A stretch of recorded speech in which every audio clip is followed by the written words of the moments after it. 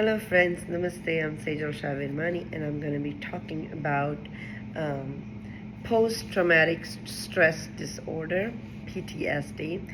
So if you have issues with the PTSD and that kind of health issues in your system, I can show you some of the stress relieving yoga for that.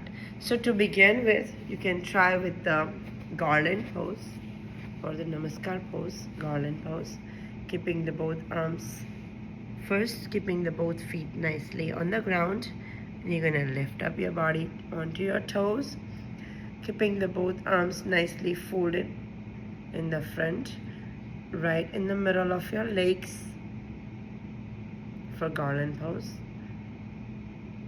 Hold it for 30 seconds. Okay, and then release.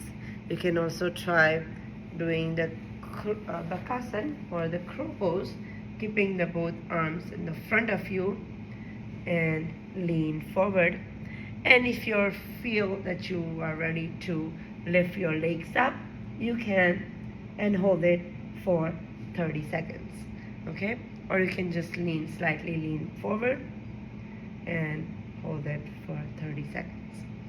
Okay, then the other one I want to show you is keeping the both arms touching to your toes, reaching out to your toes, bend forward as much as you can. Okay, this really helps. The puppy pose really helps with your the standing straight forward, bending really helps with your back and with your hips, with your arms stretching and your leg muscles. And now let's go to the puppy pose that I was just mentioning. The puppy pose, keeping the both arms in the front and your butt is slightly, your lower back is slightly lifted up like this. Okay, that's puppy pose, keeping it nicely stretching, keeping the both, basically what you're doing is keeping the both arms on the ground, keeping the lower back on the top, and slowly release. Okay, that's a puppy pose. Then I wanted to show you the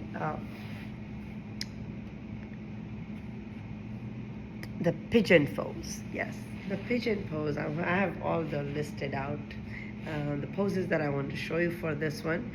So for the pigeon pose, you want to make sure that you have right foot, right leg folded, and left leg is, you can also try it like this.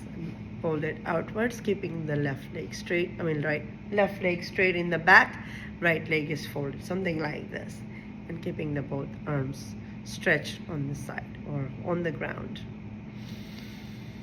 Inhale, exhale. You can try with a different side.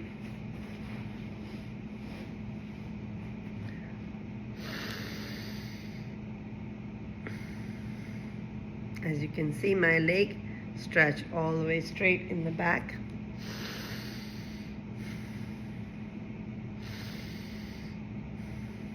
All right, then the bow pose. So pretty much you're laying down. You can also try the snake pose as well, keeping the both arms in the back, holding, and lower legs are slightly lifted up. So your lower legs, you want to make sure that your lower legs are slightly lifted up. And in order to do that, just make sure that you're able to see me.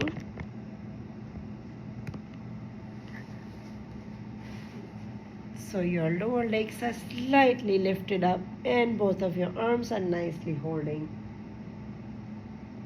in the back. Okay, so that's snake pose. You can also try the bow pose, keeping the both legs towards the body, holding it nicely while your face is lifted up. Gaze and release.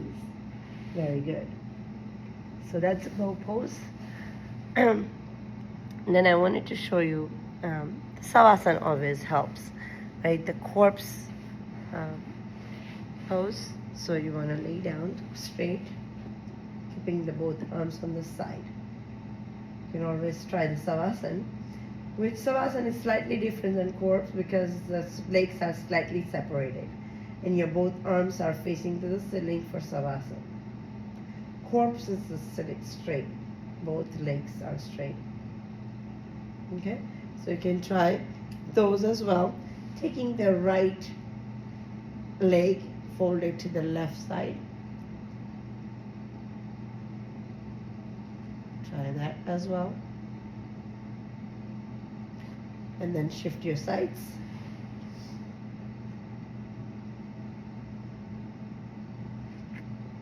And release. You want to make sure that you're doing these poses at least for 30 seconds. That was a twist pose, the spine twist pose. You can also try keeping the both legs nicely folded onto one side while you face the opposite side. This also helps with your back, lower back, releases you from tensions. Shift your sides. It kind of squeezes away your back pain. I do it all the time and it really helps with my back. Squeeze away back pain and release.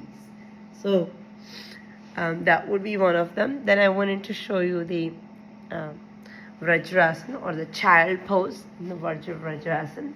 While you're sitting in a hero pose, bend forward. Keep your forehead down for a child pose. Okay, that should also help you with your PTSD.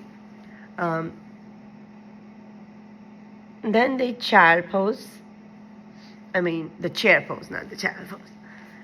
So the chair pose, try with keeping it like this, as if you're sitting on the chair, as if you're trying to sit on the chair. That's why it's called a chair pose. So you want to make sure that your arms are straight and your hips are slightly lower down along with your butt. So I did show you the child pose, supported bridge. Yes, I didn't show you the supported bridge, the bridge pose. So keeping the both legs nicely folded, you want to hold your ankles and look or lift up your upper body. Okay. Inhale and exhale when you're bringing the body down again.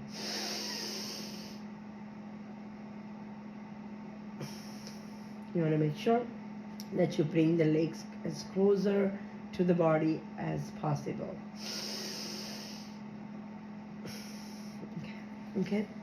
So that was supported bridge. Butterfly, I already showed you. The butterfly is very good. Keeping the both feet nicely folded together. We're going to bounce those legs like this. Try to do it 20 to 30 times. That helps. Okay. And then a couple more that I wanted to show you to help you with your PTSD. The mountain pose is very good. Right, mountain pose. You can also do the Tadasana, keeping the both legs nicely onto the wall, and both of your arms are stretched all the way facing to the ceiling. That should also help releasing that. Also, it also helps with your legs, keeping the legs straight as much as you can. Daily practice. All of these requires daily practice. Then it's more effective. And then keeping the both arms nicely connected if you like. You can bend forward and lean back. Inhale. Exhale. Inhale and exhale. Try doing that 30 times, 20 to 30 times. Okay, that was the standing forward bend, and that should also help you with your PTSD tensions or PTSD issues. Thank you for watching me. If you like these videos that I post, you can always like to my channel, subscribe to my channel, and so that you can get notifications every time when I post new videos for you. Thank you so much for watching me. Have a good day.